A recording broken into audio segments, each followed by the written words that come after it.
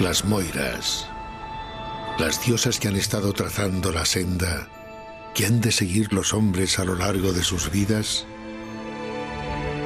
gobiernan desde el comienzo de los tiempos el destino de la humanidad.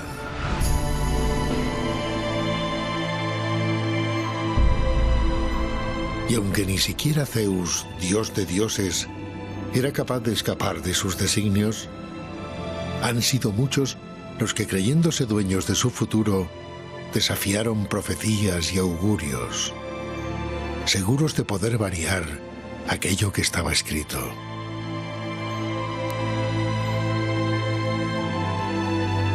Pero ni los mejores entre los héroes, ni los más poderosos entre los reyes, estaban a salvo de los caprichosos mandatos de las Moiras del destino.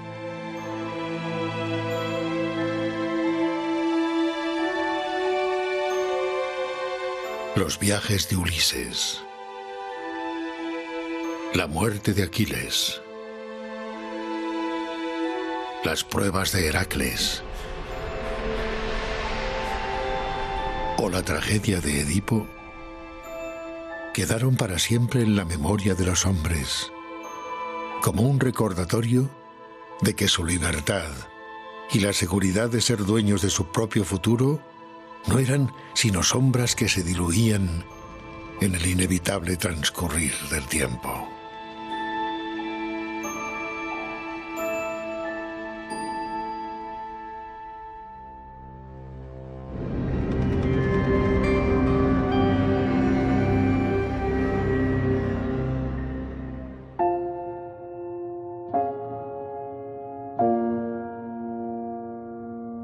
El destino, la fuerza sobrenatural que guía la vida humana, se ha presentado ante los hombres de innumerables formas desde el comienzo de los tiempos. Para algunos pueblos era algo que apenas podían reconocer de forma lejana en el horizonte de su existencia. Para otros, la naturaleza, las estaciones o los vientos llevaban consigo el devenir de la vida humana. Para los griegos existían leyes eternas que definían el futuro y a menudo no podían ser quebrantadas. Claro, el destino, o ananké, la necesidad, en griego, forma parte de una concepción arcaica que se mantendrá a lo largo de los siglos en el mundo griego, según la cual todo en la vida, todo en el mundo está regido por leyes eternas. Leyes que son tan todopoderosas que incluso las tienen que aceptar y están sometidos a ellas los propios dioses. Empezando por el padre de los dioses. Es decir, que hay como una estructura basada en leyes de cumplimiento necesario que no se pueden sortear. Esta concepción, digamos, una concepción realmente es la esencia de la concepción trágica griega. O sea, la tragedia auténtica está en que los grandes héroes griegos, sean Agamenón, o sea Prometeo, o sea quien sea, de pronto, o Edipo, creen que ellos son los dueños de su vida y piensan que su futuro pues depende de sus decisiones libremente adoptadas, pero de pronto la vida les enseña que no es así, que hay como una especie de guión previo al que ellos inconscientemente se ven sometidos y que ese es un guión diseñado, escrito, redactado por la necesidad, por el destino.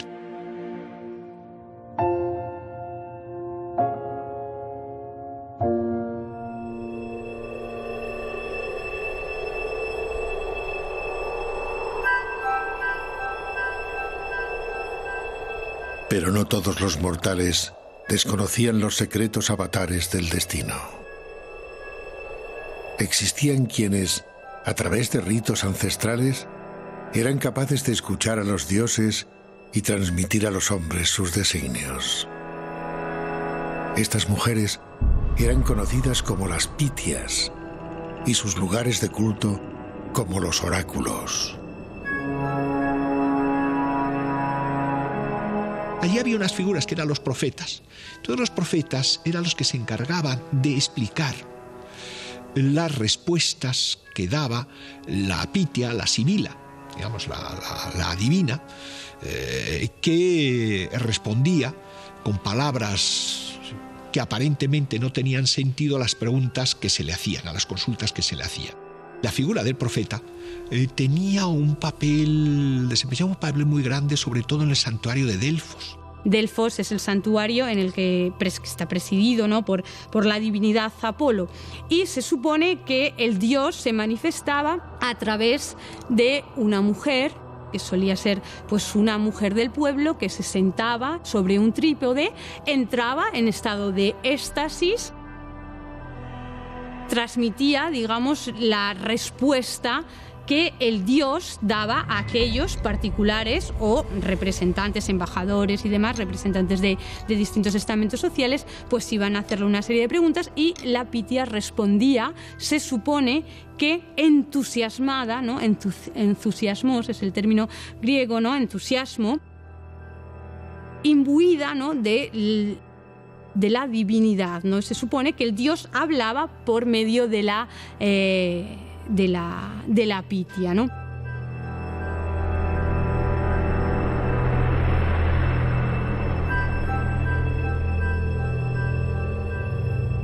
Pero si para el pueblo los oráculos y las pitias eran fuente de inspiración y consuelo, para reyes y héroes eran a menudo el origen de sus tragedias. La tragedia nos recuerda que en la condición humana la grandeza, la gran magnanimidad de los héroes se paga al final con el dolor. Y esto es también una versión muy típica griega sobre la condición humana. El carácter del héroe es que se enfrenta al destino. O sea, aunque el destino lo derribe, él vive como si no hubiera destino. Como si la libertad pudiera ser el motor de verdad, las decisiones del hombre, la causa de verdad de todo lo que tiene, de lo bueno y de lo malo. Los héroes griegos eligen siempre su camino. Lo que pasa es que la condición humana está ligada a la ignorancia y al dolor. Y de ahí no se puede uno escapar. El héroe siempre resiste el designio de los dioses y a través de la acción afirma su libertad frente al destino.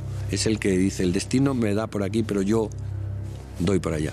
El destino del hombre a través de las manos de Dios o de sí mismo se refleja otra vez y viene naturalmente del origen de la tragedia griega. Y no existió héroe que simbolizase mejor las tragedias que acompañan el inmutable destino que Edipo.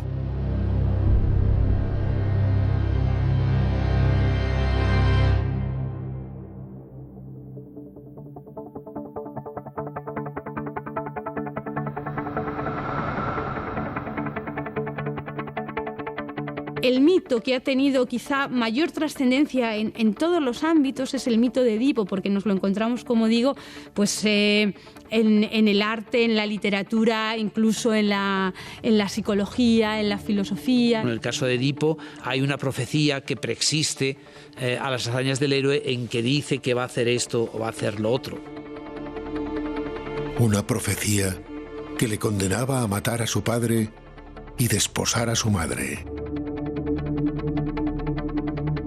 Una profecía que intentó evitar a toda costa, huyendo de quienes creía sus progenitores, para descubrir más tarde que aquellos no eran más que padres adoptivos, y que en su huida había matado por accidente a un caminante que resultó ser su verdadero padre.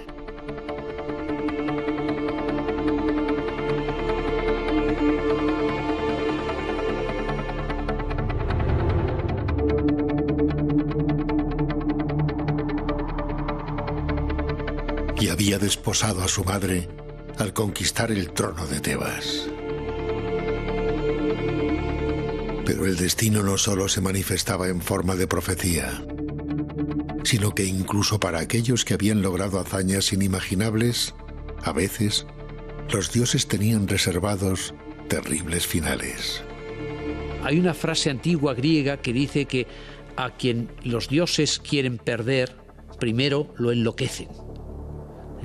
Y eso recordaría que la condición humana, incluso la condición de los héroes, tiene siempre grandes riesgos, y uno de ellos es no solo enfrentarse a peligros reales en el mundo real, sino también ese ataque interior que representa la locura. Y está claro en el caso de Heracles.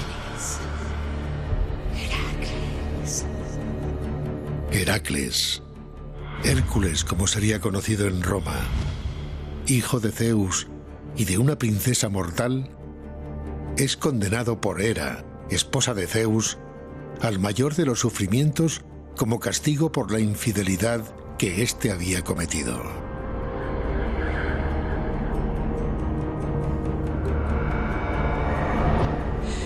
¡Mujer imprudente!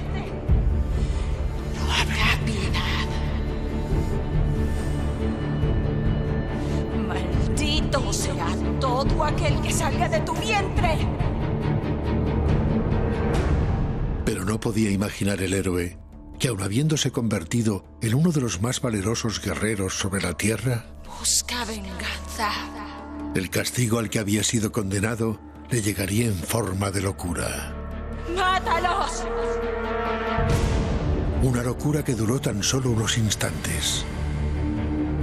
El tiempo suficiente para asesinar a su mujer y a sus hijos, creyéndoles enemigos de su reino.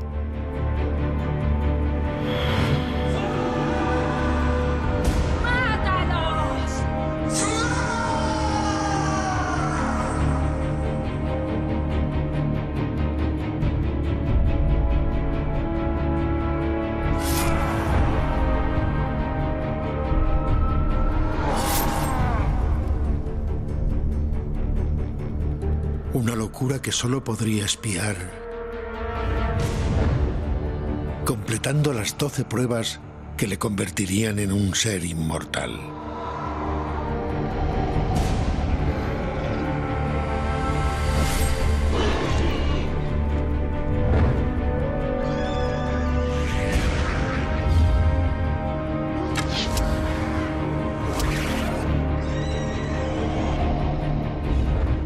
Reyes y héroes cautivos de maldiciones a las que no podían escapar. Hijos de dioses a los que ni siquiera sus padres inmortales podían proteger de un futuro aciago. Condenas que recaían sobre aquellos que podrían liberar a la humanidad de las cadenas que para ellos habían forjado los dioses. Todos eran sometidos por la fuerza de las moiras del destino. Pero no todos los que de antemano conocían su futuro trataron sin suerte de evitarlo.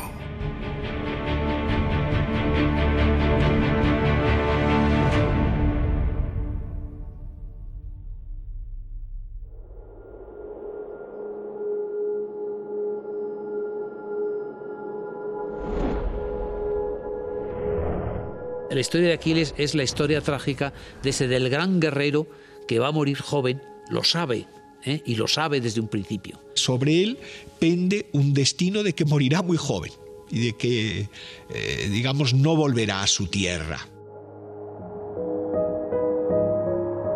Aquiles, hijo de Tetis, diosa del mar, supo desde niño que ir a luchar a Troya sería su final como hombre, pero su comienzo como leyenda.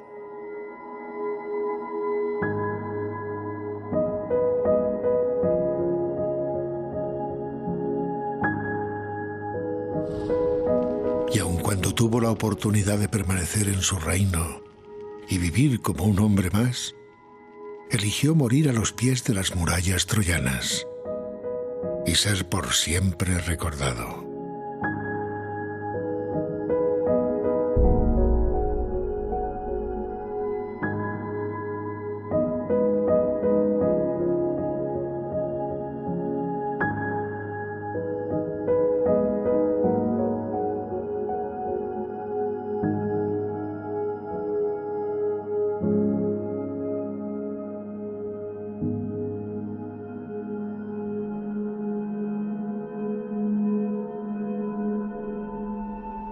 También decidían los dioses de antemano quién debería ser aquel que cambiase el mundo tal y como había sido conocido hasta ese momento. De un derrotado, de un rey sin reino, del caudillo de un pueblo humillado, quisieron crear al fundador del mayor imperio que jamás hubiese existido y en el que ellos mismos deberían ser venerados. A Eneas, último de los príncipes troyanos, le fue encomendado levantar a su pueblo desde la derrota y conducirlo hasta Italia, donde debería fundar el gran imperio romano.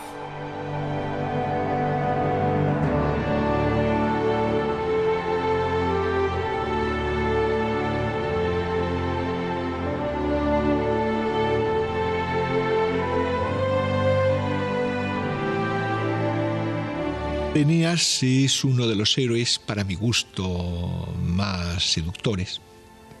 ¿Por qué? Es un derrotado. O sea, Eneas, no nos olvidemos que es un héroe que tiene que afrontar el exilio, tiene que afrontar la búsqueda de un país de acogida. Él, que además era hijo de una diosa, de Venus, nada menos. Que también recuerda, digamos, el papel de un Moisés.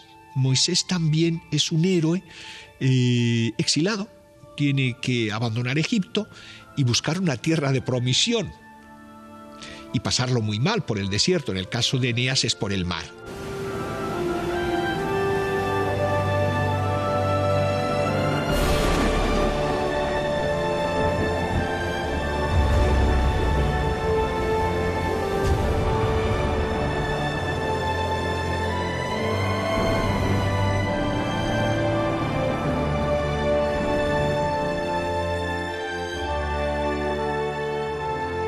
Pero además de innumerables aventuras y peligros, el príncipe troyano tuvo que luchar contra el amor que sentía por la reina de Cartago, y a punto estuvo de sucumbir a él, truncando así los planes de los habitantes del Olimpo.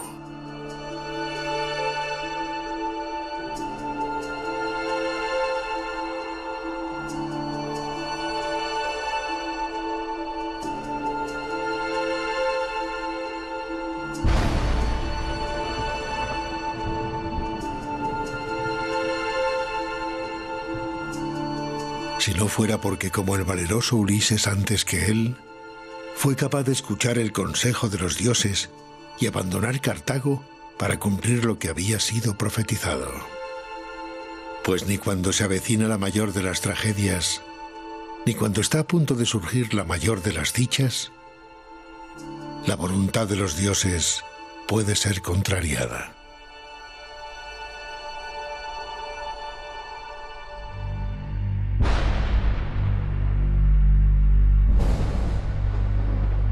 Yo pienso particularmente que hay destino, pero también hay libertad, y que hay una especie de diálogo, como una especie de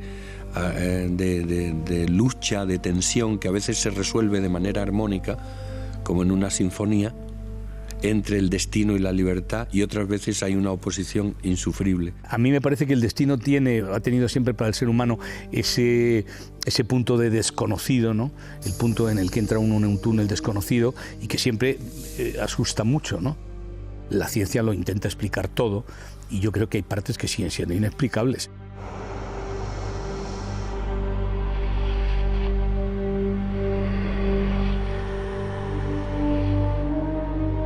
El hombre cree que su destino es único, que él es, y es cierto que es único, que su vida es única y que empieza y termina en él y que lo que vaya más allá, pues poco le puede importar.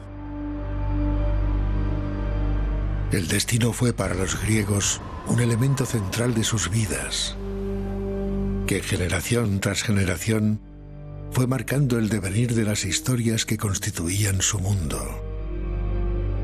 Sus mitos y sus leyendas estaban imbuidas en la idea de lo inevitable como consecuencia directa de la acción de los dioses. Y aunque con el devenir de los siglos la idea de que nuestros actos determinaban nuestro futuro fue tomando fuerza, todavía hoy consultamos a supuestos adivinos, confiamos a menudo en cartomantes y depositamos nuestra fe ciega en la ciencia, sin plantearnos si realmente existe una verdad inmutable en el universo que los científicos puedan poner ante nuestros ojos. Hemos cambiado.